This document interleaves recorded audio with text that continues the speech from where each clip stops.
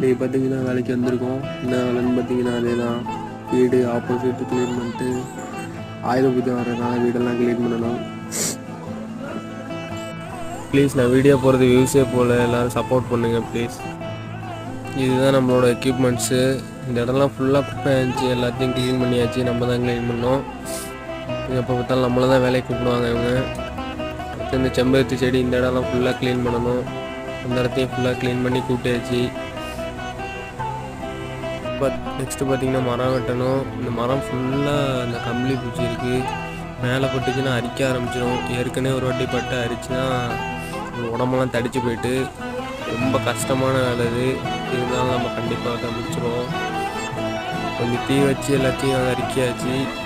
அதுக்கப்புறம் அந்த மரத்தையும் வெட்டியாச்சு. நம்ம ஃபுல்லாக இன்னும் கஷ்டமான ஒர்க் இது. எல்லா மரத்தையும் வெட்டியாச்சு.